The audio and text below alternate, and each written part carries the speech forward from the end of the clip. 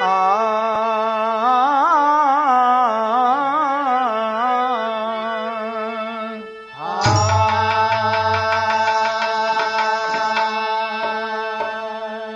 गाना मैं UK company cassette की तरफ सुनाने जा रहा हूं। गाने की भूमिका आप पाएंगे। कवि जी लिखे हैं क्या? फूल बन कर के काटे लगे चुभने, कैसे चंदन जहर को उगलने लगा। सत्य और धर्म जैसे तिरोहित हुआ, पाप के पथ पे इंसान चलने लगा। कुछ समझ में न आता हमारे सखा श्याम से, पार्थ पूछन लगे हो विकल। जाने वाला है कोई कला छोड़कर, आने वाला कोई श्याम बोले संभल।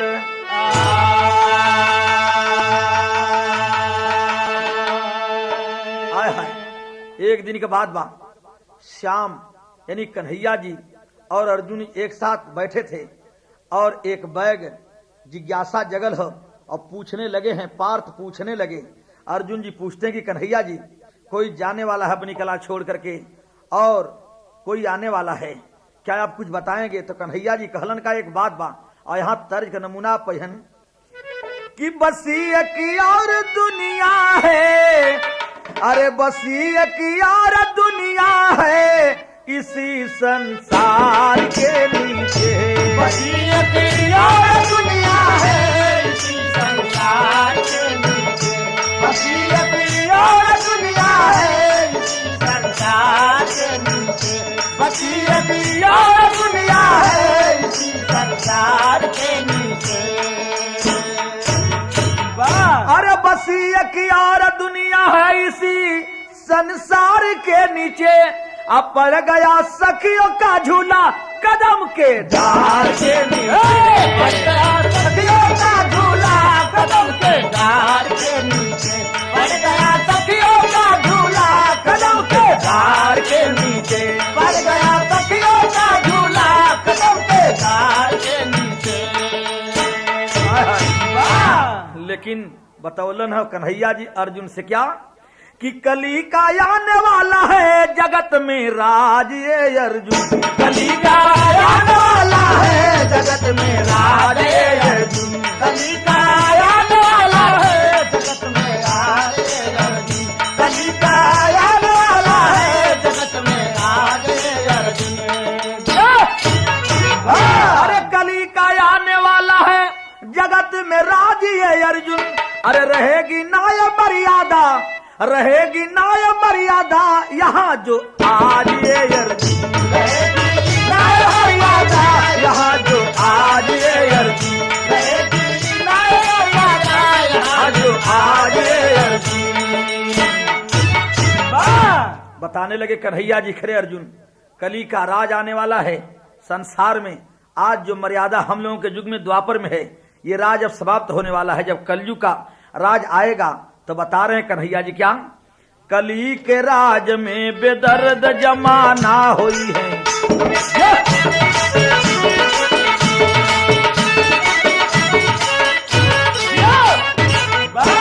अरे कली के राज में बेदर्द जमाना हुई है, मान मतलब बदे अपना भी बेगाना हुई है।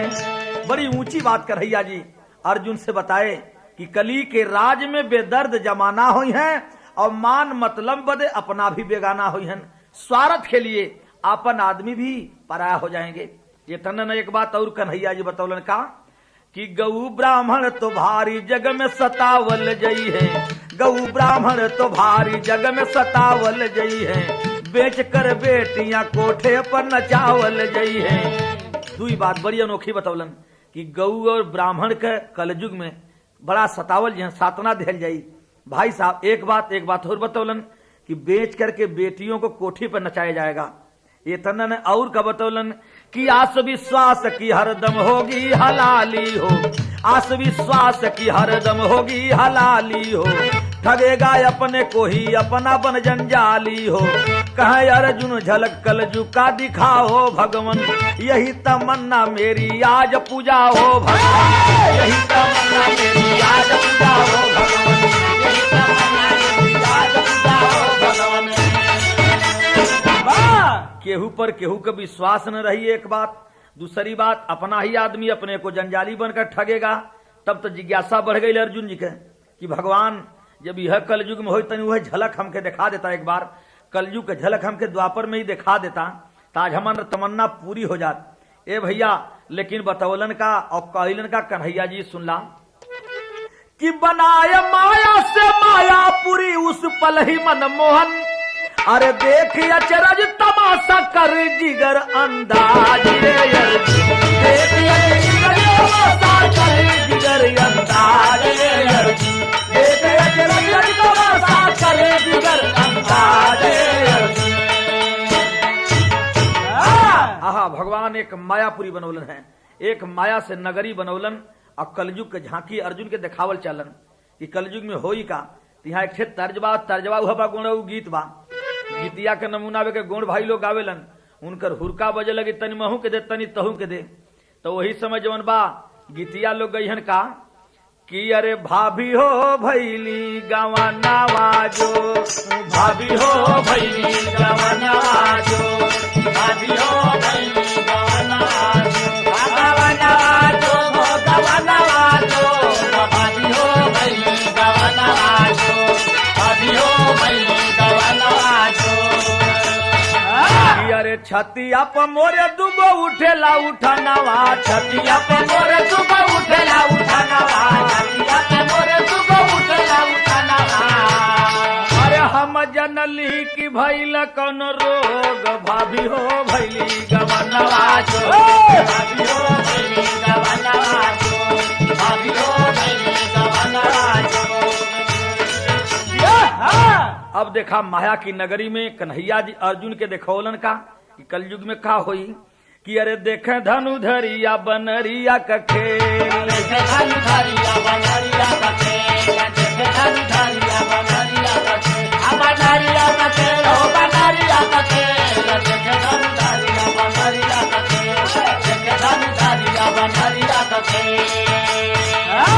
अर्जुन जी देखत बाटे के बंदरी के खेल का देखलन कि छ बचवन के बनरी जियावे, छ बचवन के बनरी जियावे, छ बचवन के बनरी जियावे। अरे छ बचवन के बनरी जियावे, अरे मेहनत से भोजन जुटाई के अकेल, देख धनुधरिया बनरिया का खेल, धनुधरिया बनरिया का खेल, धनुधरिया बनरिया का खेल, बनरिया का खेल, हो बनरिया का खेल,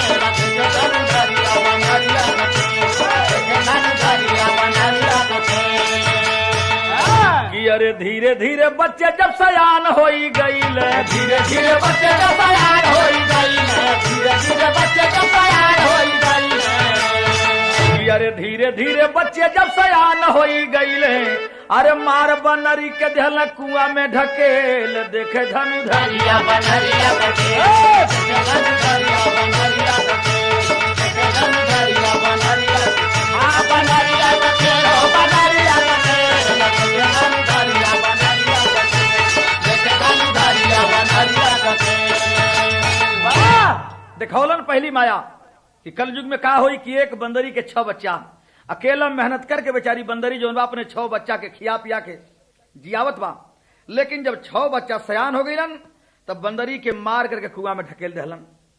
तब अर्जुन जी पूछलन कन्हैया जी से कहा कि इसका मतलब दुखिया होंगे कली में बाप मतारी, अरे दूसरा अचरज देखे अर्जुन दिखा रहे बनवारी।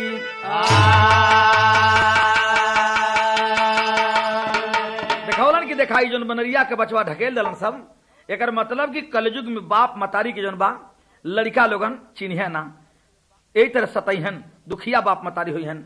अब दूसरा अचरज वही माया की नगरी में देखौलन का देखौलन सुना, एक तो यहाँ तर्जबा हुआ बा कि अरे यार आगे छपरा बिहार पड़ेला बालू रेतावा में खेतावा मार पड़ेला बालू रेतावा में खेतावा मार पड़ेला बालू रेतावा में खेतावा मार पड़ेला बालू।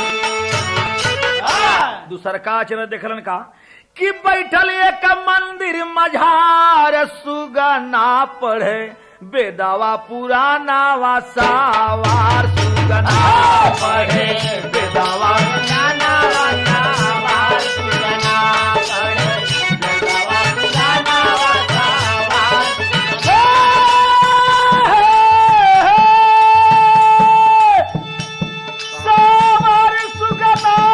सावार सुगना पढ़े बेदावा पुराना वा सावार सुगना पढ़े बेदावा पुराना वा सावार सुगना पढ़े बेदावा पुराना वा सावार सुगना। अरे मंत्र उच्चारण करे खाई खाई मास हो भेदावा बतावा श्याम होला ना विश्वास हो भेदावा बतावा श्याम होला ना विश्वास हो भेदावा बतावा श्याम होला ना विश्वास हो। अरे धर्म करमवा बिगाड़ सुगना पढ़े बेदावा पुराना वा सावार सुगना पढ़े बेदावा पुराना वा सावार सुगना पढ़े बेदावा पुराना वा सावार सुगना। देखौलन दूसरा अचरज कि एक मंदिर में एक सुगना बैठ करके वेद और मंत्र का उच्चारण करत बा, लेकिन मांस खा खा के तो उच्चारण करत बा। अर्जुन जी पूछलन कि भगवान ई कैसन बात बा, हमके विश्वास से बात पर न होत बा। तब कन्हैया जी बतौलन बात के का ठे तरज बतनी बढ़ के दे देबा। सोरठी बात तर्जवा हुआ बा कि अब ललकी महालिया में अरे लाला की चुनरिया मोरे राम लाला की चुनरिया मोरे राम लाला की चुनरिया हो राम कि ए रामा हे रामा ए रामा हे रामा ए रामा लाला की रे चुनरिया जनवा मार ले हो हे रामा लाला की चुनरिया जनवा मार ले हो राम हे रामा लाला की चुनरिया जनवा मार ले हो राम। देखौलन की एकर मतलब का बा कि अरे कलयुग में मां सखई है पंडित और पुजरिया मोरे राम पंडित ओ पुजरिया मोरे राम पंडित ओ पुजारिया हो राम कि ए रामा हे रामा ए रामा हे रामा ए रामा गुण ही न होई है छालकारिया हो राम ए रामा गुण ही न होई है छालकारिया हो राम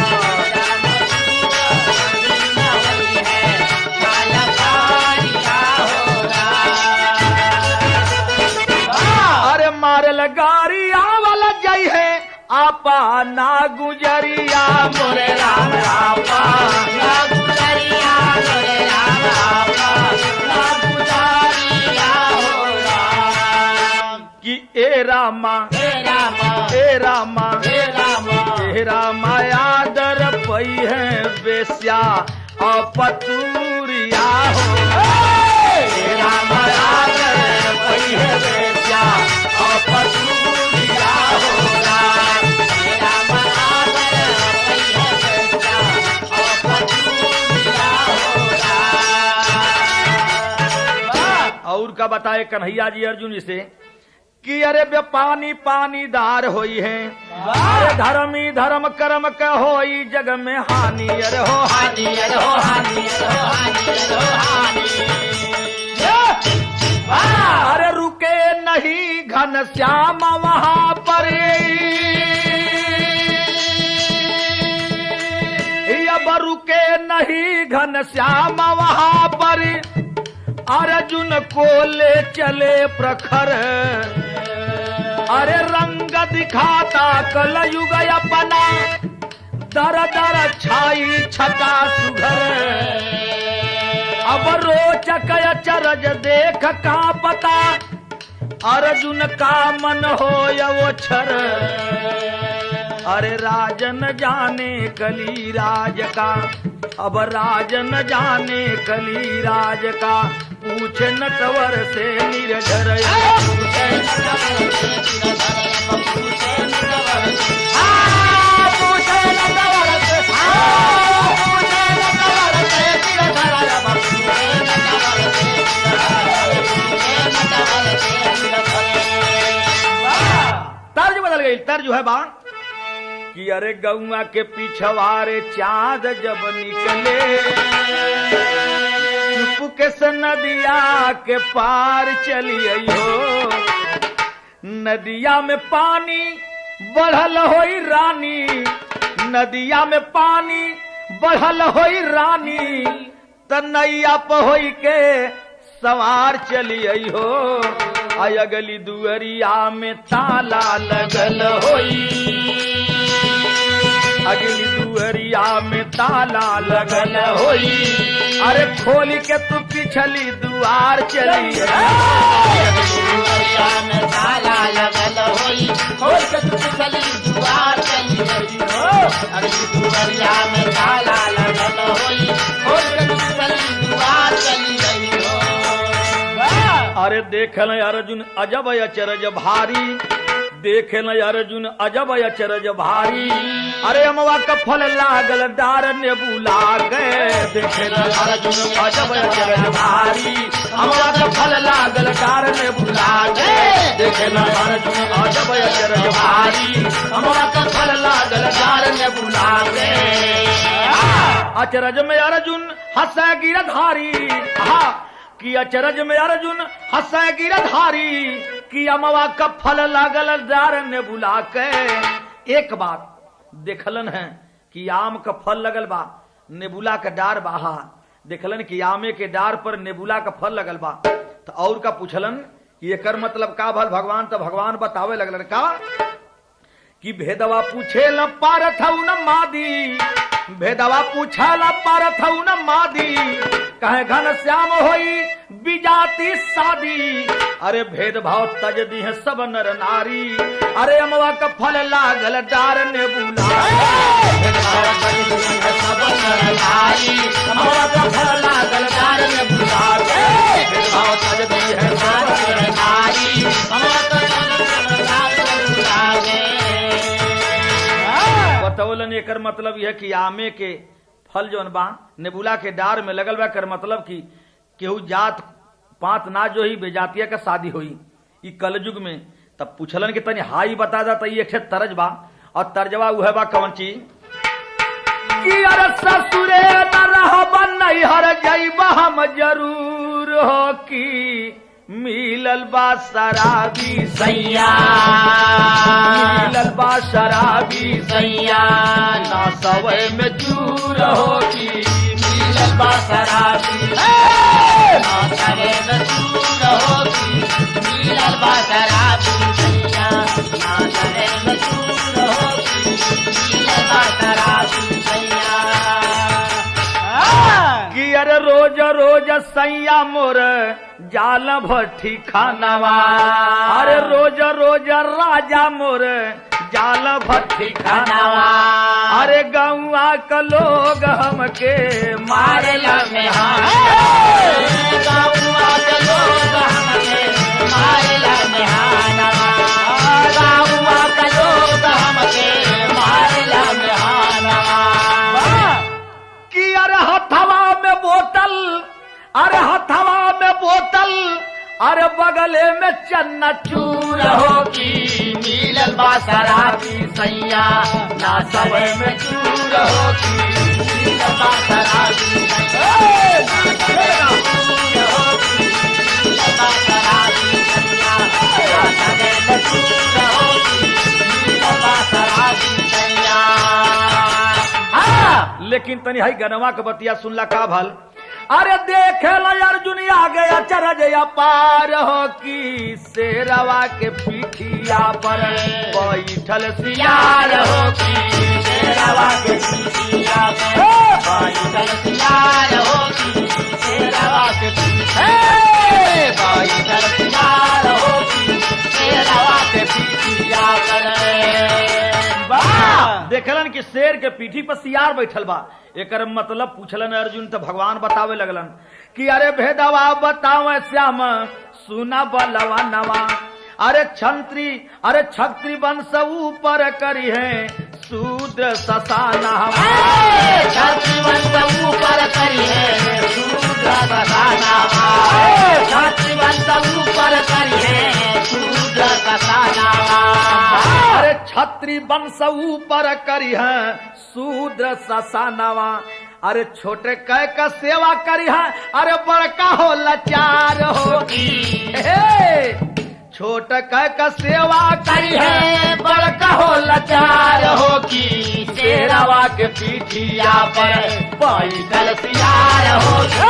शेरवा के पीठिया पैदल सियार होगी। शेरवा के पीठिया पर पैदल सियार होगी। शेरवा के पीठिया पर।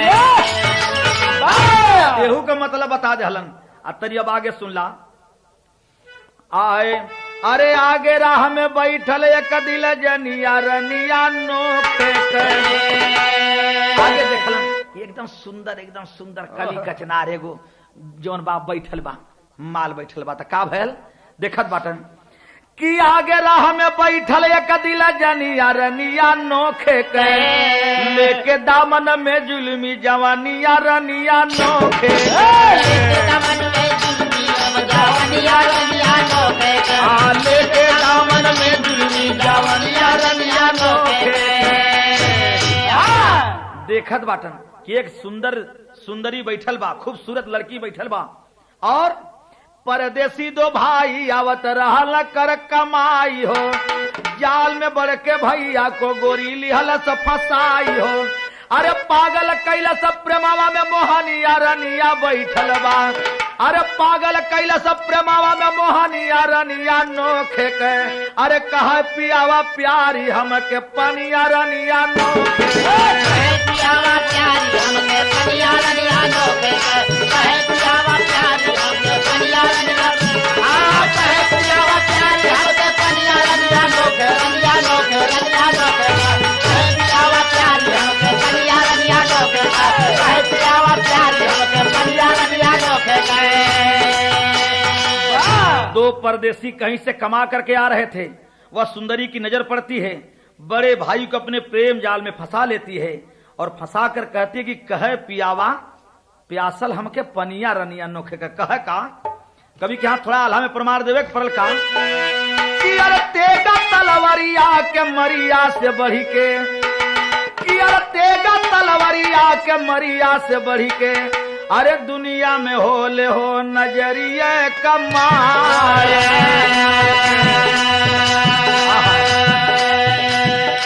तीर तलवार गोली भाला बंदूक का घाव भर जाले, लेकिन नयन के बाण के जौन घाव लग जाले ऊ घाव ना मिटाले। तो वह कभी एक बात लिखलन कि अरे तेगा तलवरिया के मरिया से बढ़ी के। अरे दुनिया में होले हो नजरिया कमार। अरे पागल परदेसिया घायल होई गईले। अरे भइल मिलन बदजिया बेकरार। अरे ऐसे मिलनवा न होई मोरे सजना। अरे हमरा के पहिले लहो चाहे उपहार। मनवा हमार हो मिठैया पर लागल। गए परदेसी तब धावल बाजार। मिठाई मंगल पहले मिठाई दा तब मिलन हुई। बड़का भयवा चल गल मिठाई आने बदे बाजार में। तबले कैले का सुंदरी कि छोट के बीरनवा से कहल मोहनिया। अरे रति क्रीड़ा करा मोरे साथे सरकार। अरे बोला जवनवाई मनवा न बेचब। अरे मोहनी बिगाड़ देहल तो सगरो सिंगार। आया बड़ा भाई बिल खाई कह गोरिया। अरे भाई तोहार लुटल चाहे पनिया हमार। भाई तोहार लुटल चाहे पनिया हमार। अरे गया गोसियाई बड़ा भाई तान ते गवा। अरे छोट के बीरनवा पकई दिहल वार। वार छोटा भाई भी किया है गोसियाई। अरे आपस में लड़के मरी गई ले गंवार। जब बाजार से आयल बड़का भाई झगड़ा लगा दिला कि तुहार भाई हमारी इज्जत लूट जातलन, लेकिन ऊ तो साफ इनकार किया कि तोरे साथे हम ऐसा काम न कर, अपन ईमान न बिगाड़ब। आज जब लहरा लगा दिला बड़का भाई तेगा चला दिया छोटे भाई पर, और छोटा भाई तेगा चला दिया बड़े भाई पर। दोनों भाई आपस में लड़ गईलन। देखा एक मेहरारू त्रिया चरित में फंस करके, और जब दोनों भाई लड़ गईलन तब भैल का सुना कि बोले अर्जुन से बनवारी, अरे बोला अर्जुन से बनवारी, ऐसे हुई है मारा मारी, नारी नाह कली है जनवा जहानावा में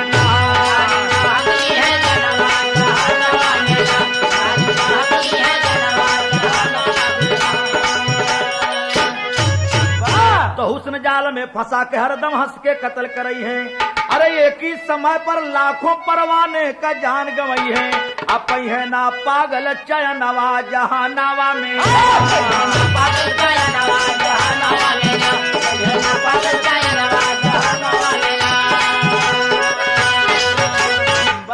यह कलयुग में होई अर्जुन, लेकिन वही कलयुग में कुछ लोग ऐसा भी मिली है चेतना के बाद शिक्षा के बात लिखलन। कभी का कन्हैया जी बतावत हवन कि विषय वासना को तज के जो अपने मन को मरी है, विषय वासना को तज के जो अपने मन को मरी है, शांति मुक्ति मिलेगी उनको भाव से पार उतरी है, करिए हरि का गुना गनवा जहानावा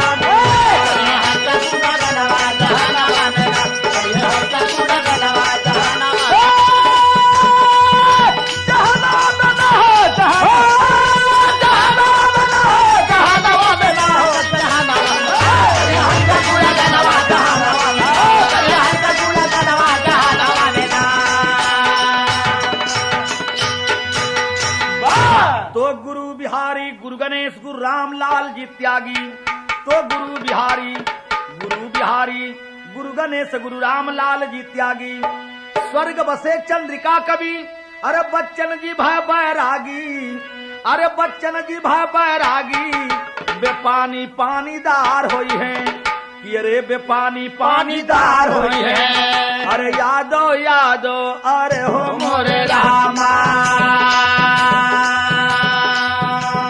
अरे यादो रामा कवि के पतिरा खा महारानी हो बेपानी पानीदार होई है। यादो रामा कवि के पतिरा खा महारानी हो बेपानी पानीदार होई है। यादो रामा कवि के पतिरा खा महारानी हो बेपानी पानीदार होई है। यादो रामा कवि का ना हो, यादो रामा कवि का पतिरा का महारानी बेपानी पानीदार होई।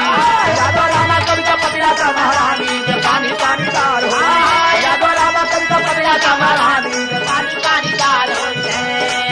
अरे सुन करके कृष्ण का सनेश मोरे भैया, अरे सुन करके कृष्ण का सनेश मोरे भैया, अर्जुन जी भइले उदास।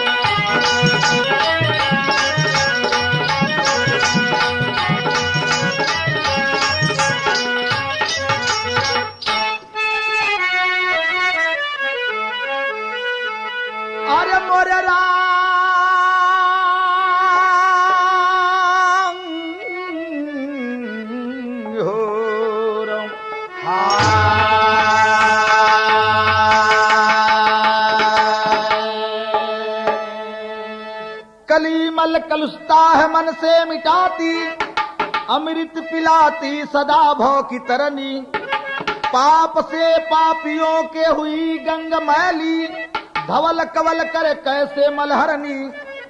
कार्तिक की पूर्णिमा दर दर भृगुस्थल, कार्तिक की पूर्णिमा दर दर भृगुस्थल, निश्चल मन से जो डुबकी लगाए, जनश्रुति शास्त्रों पुराणों में उद्धत 100 अश्वमेघ यज्ञ का फल पाए।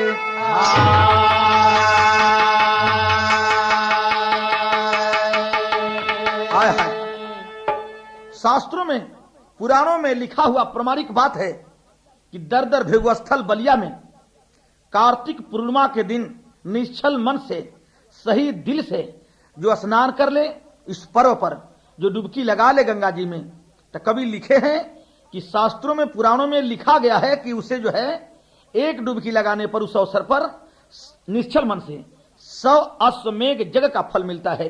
ये पुराण में लिखा हुआ है। तो यहाँ एक तर्जबा, और तर्जबा बड़ी बेजोर बा भाई साहब।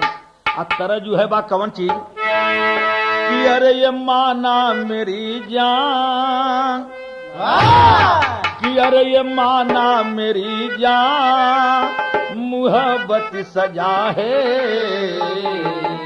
अरे ये माना मेरी जान मुहब्बत सजा है, मगर इसमें इतना मजा किसलिए है। ये माना मेरी जान मुहब्बत सजा है, मगर इसमें इतना मजा किसलिए है। माना मेरी जान मोहब्बत सजा है, मजा इसमें इतना मगर किसलिए है। अरे ये माना मेरी जान मोहब्बत सजा है, अरे मजा इसमें इतना मगर किस लिए है। लेकिन यही लैनिया का डुप्लीकेट कवि जी अपने गनवा में भावस्थल हलन और लिखलन का लिखे हैं कवि जी क्या कि अरे शिव की जटा से, लिखे हैं कवि जी कि शिव की जटा से, कि शिव की जटा से जब गंगा है आई। अरे शिव की जटा से जब गंगा है आई, दामन धुला ले लहरें हैं गाई। शिव की जटा से गंगा है आई, दामन धुला ले लहरें हैं आई। शिव की जटा से गंगा है आई, दामन धुला ले लहरें हैं आई। तो गौर करेंगे यहां से अब कभी भाव लेलन क्या कि अरे भक्तों की टोली सज के बलि क्षेत्र चल पड़ी।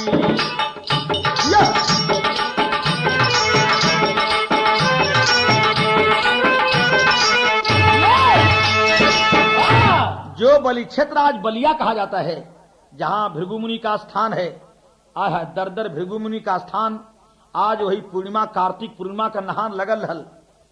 भाई साहब, भक्तों की टोली स्नान करने के लिए, तीर्थ करने के लिए जैसे कुंभ मेला में जाती है, वैसे टोली बनाकर जो है सब लोग बलि क्षेत्र की तरफ, भृगु आश्रम की तरफ आज गंगा जी में चल पड़े हैं कार्तिक पूर्णिमा पर स्नान करने के लिए, तीर्थ करने के लिए। जब चल पड़े तो हुआ क्या सुने कि अरे भक्तों की टोली सज के बलि क्षेत्र चल पड़ी। दर दर के ददरी मेला की पावन है ये घड़ी। बड़ा मशहूर मेला दर दर के ददरी मेला लगता है। लेकिन भाई साहब, दर दर के ददरी मेला की पावन है ये घड़ी। सरग से देव देवियों के संग चल पड़े, सरग से देव देवियों के संग चल पड़े। देखे तो भोला दानी बीतल हुए बड़े। पूछा सती ने भोला सब भेद बताए। गंगा में आज जाके जो डुबकी लगाए, सुध मन से हो जाता है पाप धुलाता। 100 अश्वमेघ जगता है फल वो पाता। 100 अश्वमेघ जगता है फल वो पाता। 100 अश्वमेघ जगता है फल वो पाता। भक्तों की टोली सज करके वहीं तीर्थ स्थान करने के लिए बलि क्षेत्र में गंगा जी में चल पड़ती है।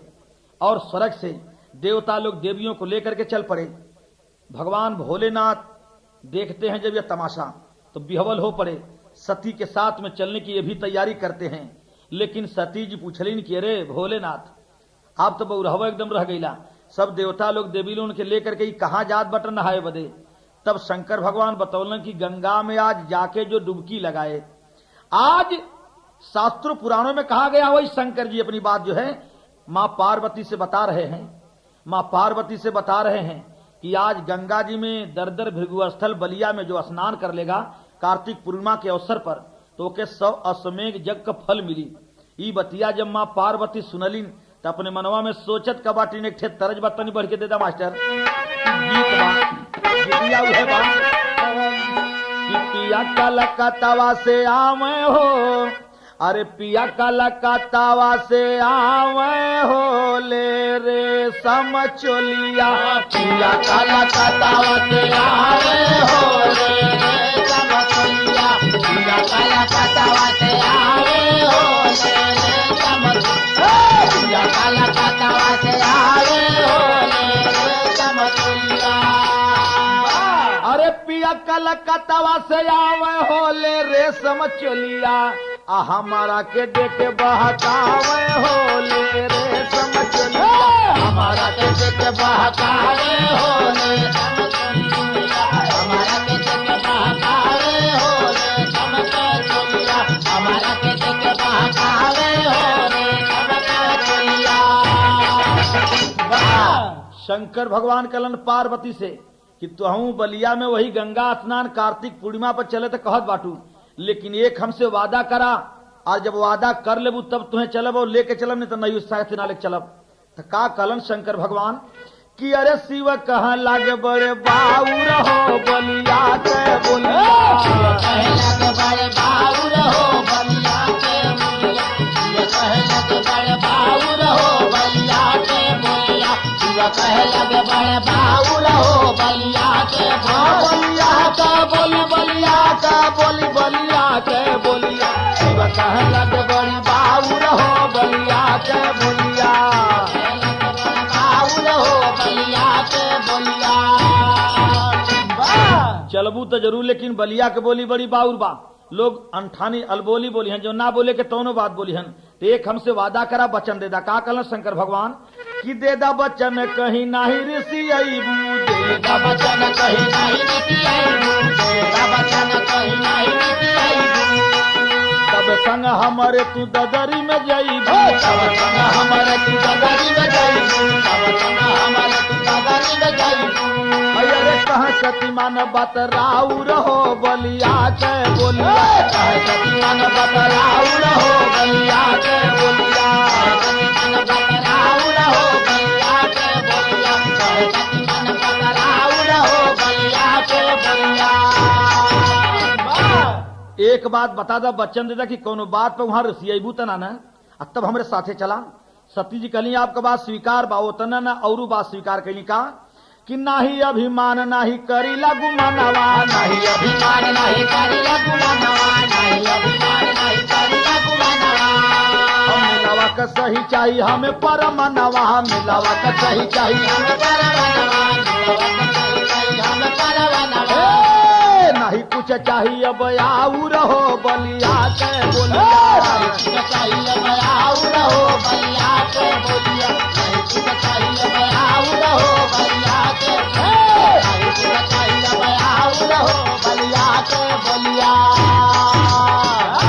सती जी स्वीकार करी कि न अभिमान करब न गुस्सा करब, लेकिन मेला का हमके सही प्रमाण चाहिए कि जी एक बेर डुबकी लगा ले तो के 100 अश्वमेघ यज्ञ का फल मिली न। कलन हाँ ये प्रमाण तो के मिली, लेकिन हमार बात भूलैया मत। तब यहाँ एक तर्ज बदल गई, तर्जवा हुआ बात तन बढ़ के देगा। कवन नगरिया में गौआ ए रउआ, कौन नगरिया में गौआ ए रउआ, कौन नगरिया में गौआ ए रउआ, कौन नगरिया में गौआ ए रउआ, कौन नगरिया में। कि अरे सोहेला गेरुआ खा रउआ ए रउआ, कौन नगरिया में गौआ ए रउआ, कौन नगरिया में गौआ ए रउआ, कौन नगरिया में गौआ ए रउआ, कौन नगरिया में। शंकर भगवान कैलन का कि अइलन रे शिव, अरे अइलन रे शिव अरे भंगिया रे दनिया, अइलन रे शिव अरे भंगिया रे दनिया,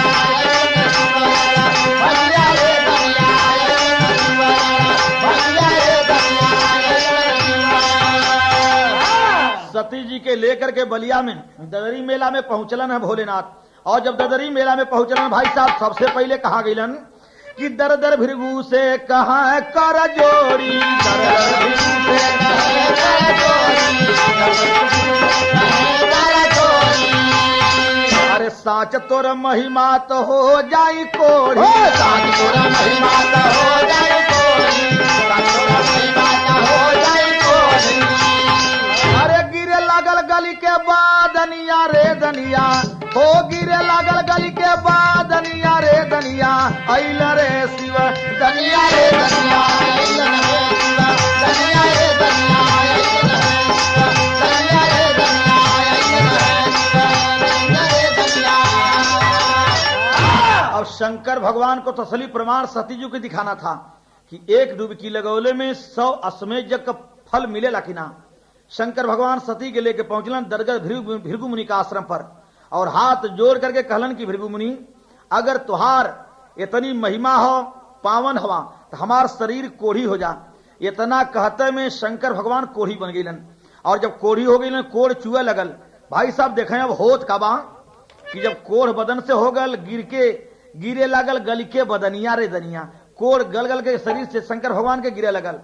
तो अब देखला कि अरे जमीनिया पर भोला भिन के, अरे अब जमीनिया पर भोला भिन के, अरे बदबू उठल व्याकुल हो गईली भवनिया, अरे भवनिया, अरे भवनिया, अरे भवनिया, अरे भवनिया। माता जी परेशान हैं, एकदम कोढ़ी हो गई भोलेनाथ, पहचान में ना आवत बाटन। एकदम शरीर जो बा बसात बा, एकदम समझ ला दुर्गंध दे रहल बा।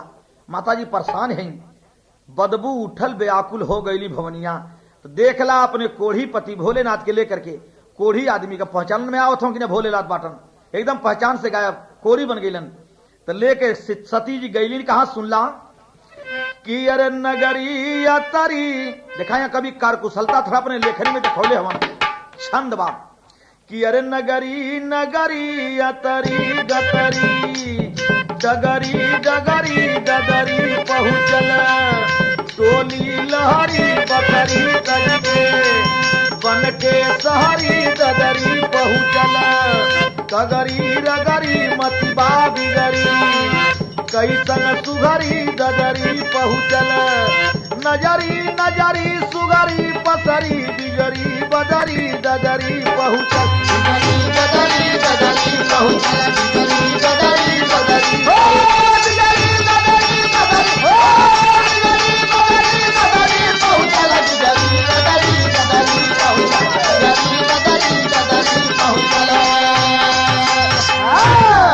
अब वही कोढ़ी आदमी के लेकर के सती जी पहुंचली ने घाट पर धीरे धीरे जा रहे बेटी मेला में।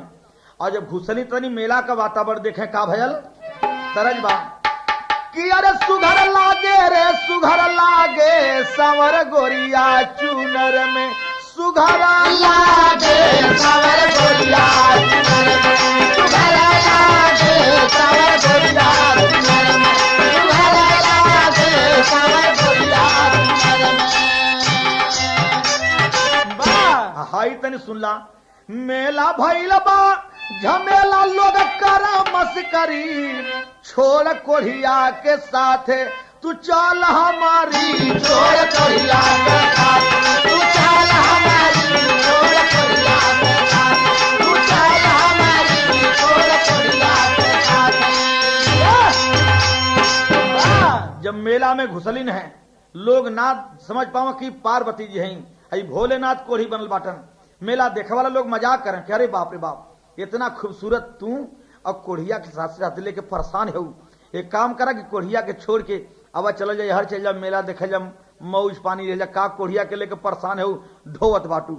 लोग मजाक करें का, तो लोगन का बोली कुबोली सुन सुन करके पार्वती जी का सोचत बाटिन कि सती सियाली सिवया खाना चावे, सती सियाली सिवया खाना चावे,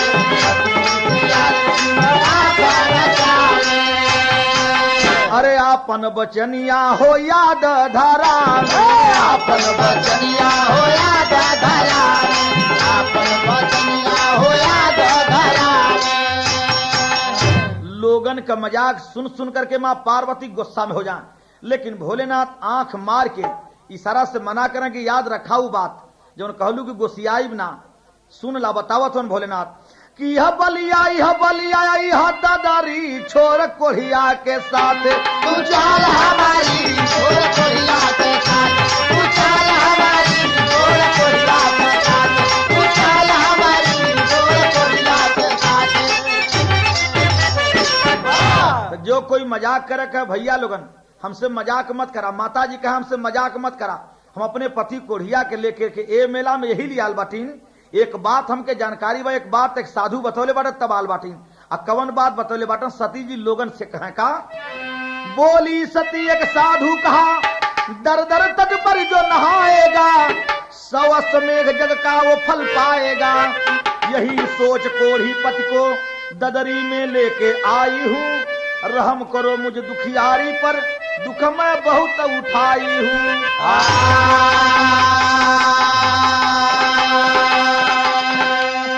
अपने कोढ़ी पति के लेकर के मेला में यही लियाल बाटीन।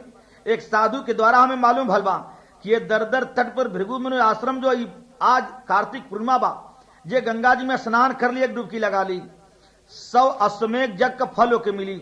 यही लिए अपने कोढ़ी पति के लेके आ ददरी में आल बाटीन। अब तू लोग हमसे मजाक मत करा।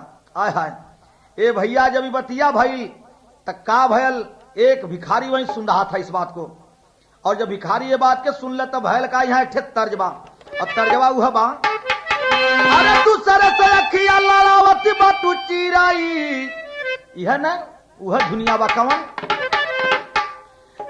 कि अरे कजरा लगा के दियारा मारी गईलू चिराई हो, कवन यार पे सिंगार कैलू चिराई हो, कवन यार सिंगार कैलू चिराई हो, कवन यार सिंगार कैलू चिराई हो, कवन यार।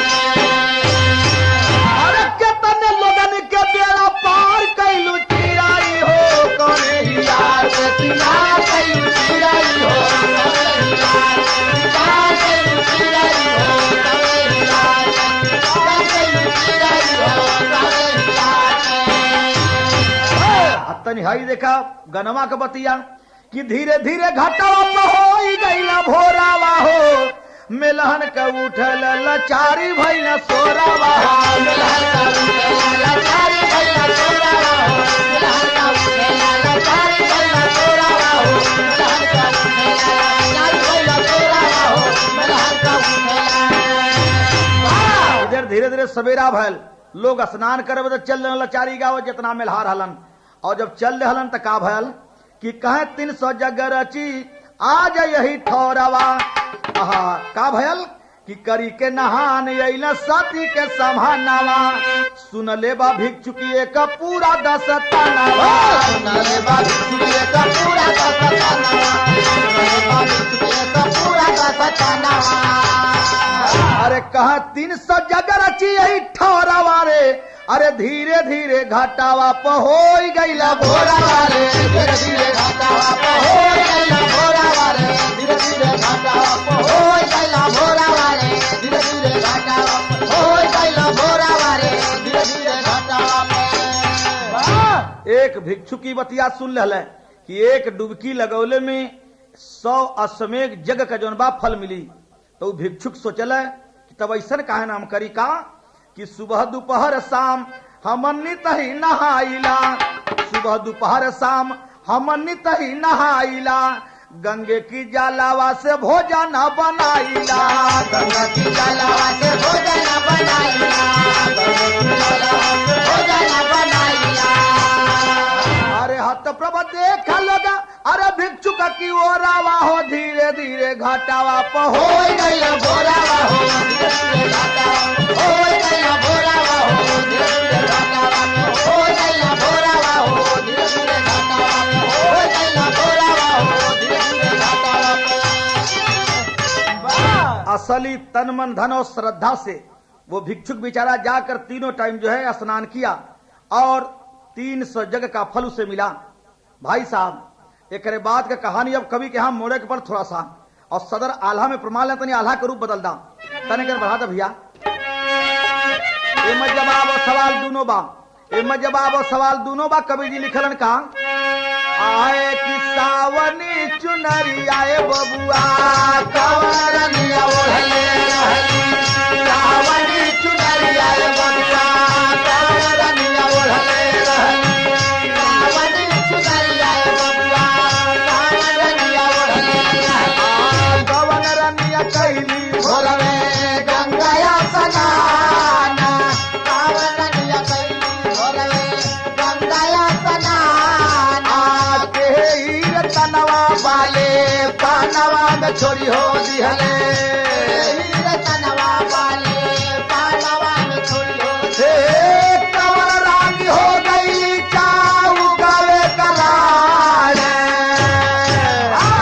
एकर जवाब मिलेला कि अरे सावनी चुनरी आए बबुआ सोनवा रानी ओढ़ले रहली सावनी चुनरी आए बबुआ सोनवा रानी ओढ़ले रहली सावनी चुनरी आए बबुआ सोनवा रानी ओढ़ले रहली फुलवा रानी कैली भोर में गंगाया सनाना फुलवा रानी कैली भोर में गंगाया सनाना ब्रह्मानंद कनवा वाले पानवा में छोरी हो दिहले ब्रह्मानंद कनवा वाले पानवा में छोरी हो हे बेलवा रानी हो गई चाऊ गावे कराना।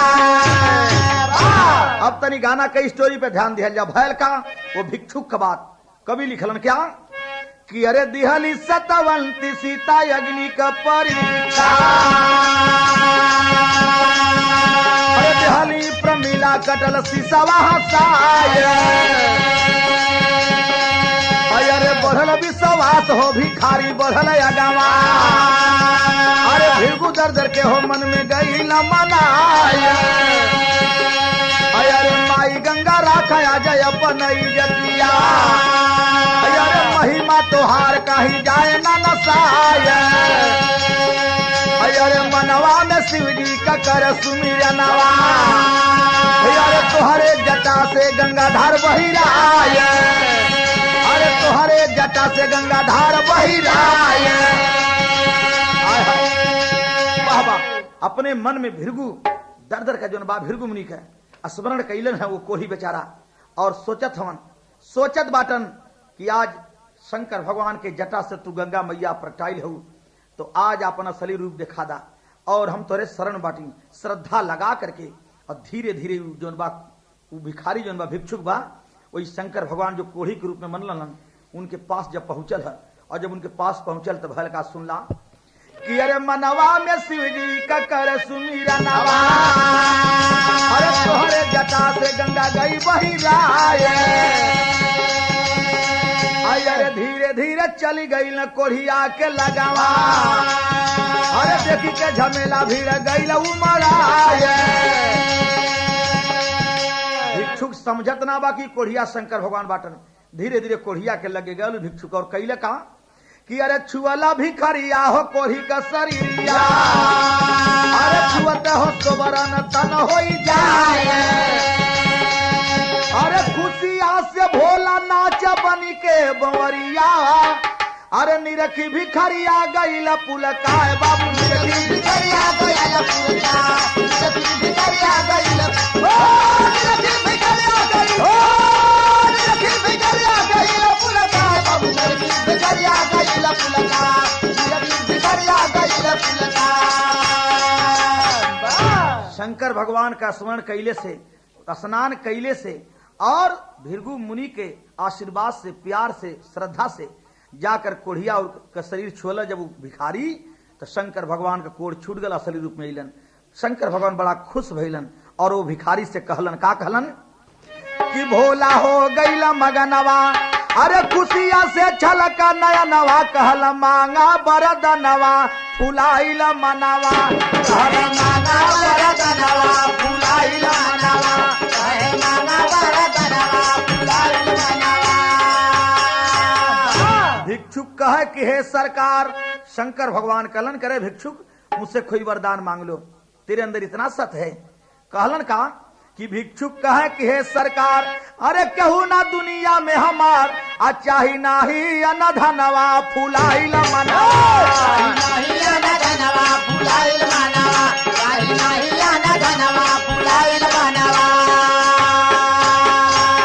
अरे सरकार, आप दुनिया का मालिक हैं, हम भिक्षुक हैं, हमरे के बा, हम रुपया पैसा सोना चांदी लेके का करब?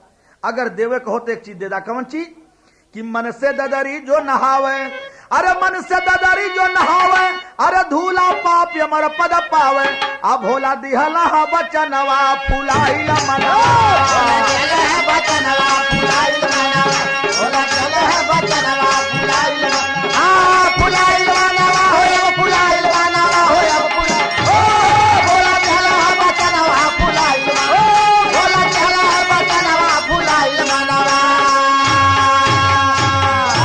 बालेश्वर भिक्षुक भइल महान, अरे बालेश्वर भिक्षुक भइल महान, अरे भइल बा मंदिर का निर्माण, बालेश्वर पाछे नाथ नमवा फुलाइल मनवा, बालेश्वर पाछे नाथ नमवा फुलाइल मनवा, बालेश्वर पाछे नाथ नमवा फुलाइल फुलाइल मनवा होया फुलाइल मनवा होया फुलाइल ओ बालेश्वर पाछे फुलाइल मनवा, बालेश्वर पाछे नाथ नमवा फुलाइल मनवा।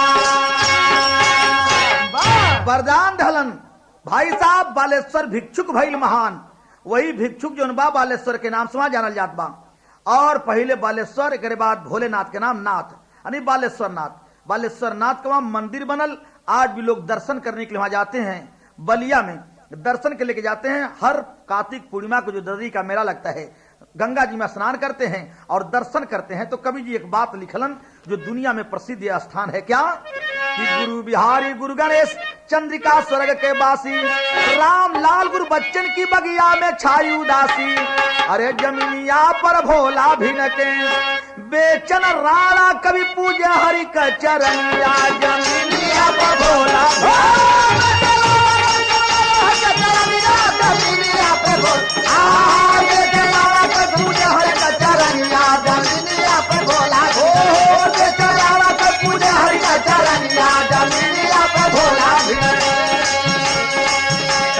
धन धन मोरे जसवा का पावन भूमि बाबू बलिया के जाने सब लोग।